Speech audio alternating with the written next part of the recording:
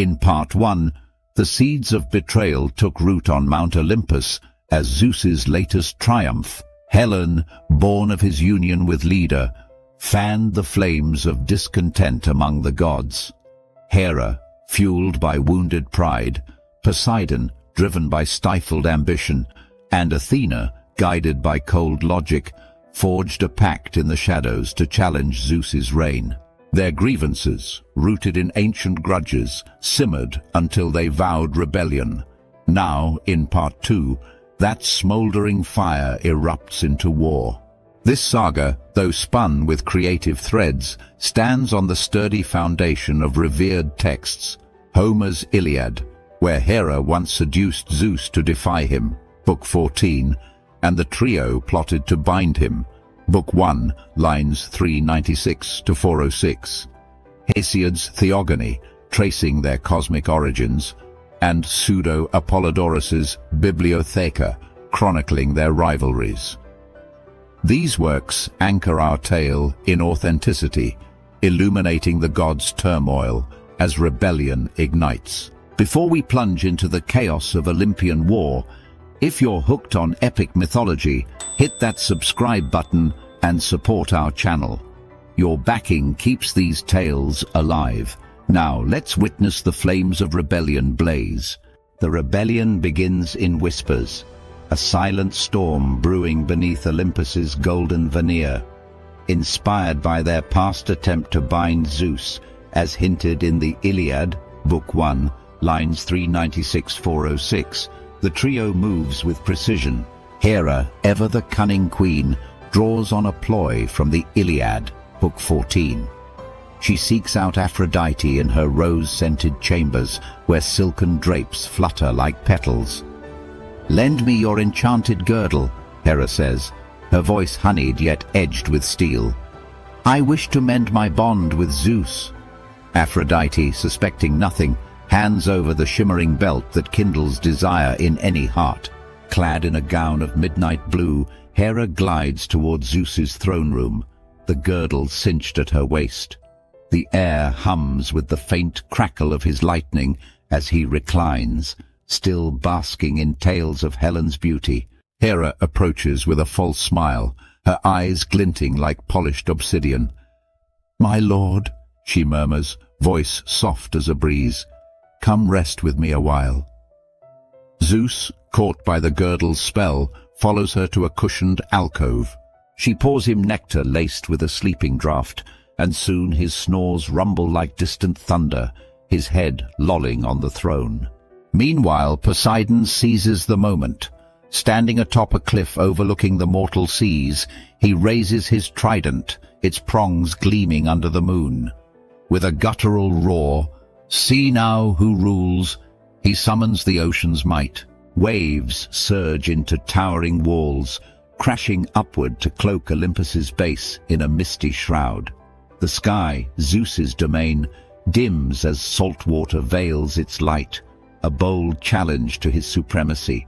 Hera watches from the throne room's edge, her smile now a smirk of triumph. "Sleep well, husband," she whispers, stepping into the night to join her allies. The silent strike has begun, and Olympus trembles at its first tremor. Athena, the strategist, moves with calculated grace. She knows raw power alone won't topple Zeus. Alliances and cunning are her weapons. She first seeks Apollo, the sun god, in his radiant hall where lyres hum and golden beams dance. "Brother," she says, her voice steady, "Zeus's reign stifles us all. Join me, and I'll ensure your honor shines brighter than his." Apollo strums his lyre, golden hair glinting, but shakes his head. "I owe him my loyalty, Athena. I'll not turn." His refusal stings, but she presses on, undeterred. Next, she finds Hermes, the fleet-footed messenger, perched on a windswept peak.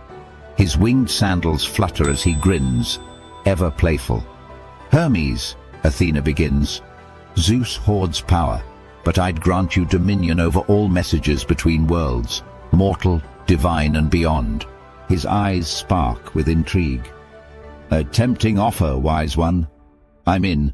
Let's stir some trouble." Together they descend to Zeus's armory, a cavern aglow with celestial bronze and crackling energy. Hermes darts ahead, snatching a handful of lesser bolts, while Athena disables the wards with a flick of her spear. "Enough to weaken him," she mutters, tucking a single bolt beneath her shield.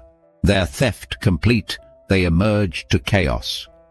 Zeus stirs from his slumber, the draught's effect fading as Olympus shakes. He lurches upright, eyes blazing, and bellows, "Who dares betray me?"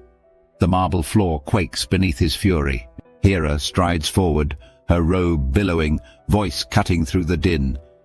"I do, husband, along with those you've scorned." Poseidon leaps from the cliff's edge, landing with a crash that splinters the stone floor. He hurls his trident, its prongs tearing a jagged rift in the marble, a declaration of war. Athena steps beside them, raising her shield just as Zeus unleashes his first thunderbolt. The blast slams into her aegis, sparks flying, but she holds firm, eyes locked on her father. The other gods take sides as battle lines form. Aphrodite, radiant in her loyalty to Zeus for his favor toward Helen, joins his side, her beauty a rallying cry. Hestia, ever the peacemaker, retreats to her hearth, refusing to fight. Ares, grinning with bloodlust, leaps to Hera's aid, his spear twirling. "Chaos is my delight," he roars, eager to amplify the fray. Olympus splits, its harmony shattered by clashing wills. The war spreads like wildfire across the mountain. Poseidon's tides surge higher, flooding Olympus's lower slopes. Water cascades through the gardens, uprooting immortal blooms, and laps at the palace steps. Hera rallies her own force. Goddesses wronged by Zeus's lust. Leto, mother of Apollo and Artemis, joins with a quiet fury, her eyes dark with memory. Io, once a mortal turned cow by Zeus's whim, follows, her voice a low growl. Together they harry Zeus's allies, striking from the shadows with vengeful precision. Athena weaves through the chaos, her mind a battlefield of its own. She directs Hermes to sow confusion, flitting among Zeus's ranks with false messages.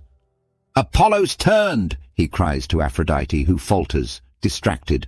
Athena herself confronts Zeus, dodging his bolts with agile leaps, her spear a blur. She aims not to kill but to disorient, feinting left, then striking his shield arm. "Your rule falters, father," she calls, voice piercing the storm. But Zeus, primal and unyielding, fights back with the fury of creation itself. He summons a tempest of thunder and lightning, the sky erupting in jagged arcs. A bolt slams into Poseidon, hurling him against a pillar, though he rises with a snarl, trident flashing. Another scorches Hera's arm, her cry sharp but defiant. "You'll not silence us!" she spits, charging again. The rebels falter under his onslaught, their stolen bolts dim against his arsenal's might. In desperation, Zeus calls to Thetis, his once savior from their earlier plot. Iliad, Book 1. She emerges from the sea's depths, silver hair streaming, and kneels before him. "Aid me again," he commands. With a nod, she whistles, a sound that shakes the earth. And Briareus, the 100-handed giant, rises from a chasm. His countless arms ripple with muscle, eyes glowing like molten rock. The rebels freeze as he looms, a living fortress of divine wrath.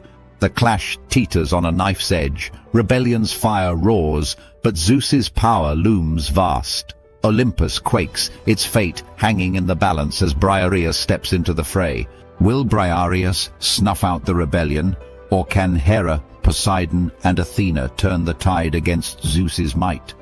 The war rages, but the end remains unseen. Will Hera's cunning prevail? Can Poseidon's waves overwhelm the storm? And how will Athena outwit the 100-handed Titan? The final reckoning awaits in Part 3. Subscribe now and don't miss the epic conclusion as Olympus's fate is sealed. Stay tuned, for the next chapter will reveal all.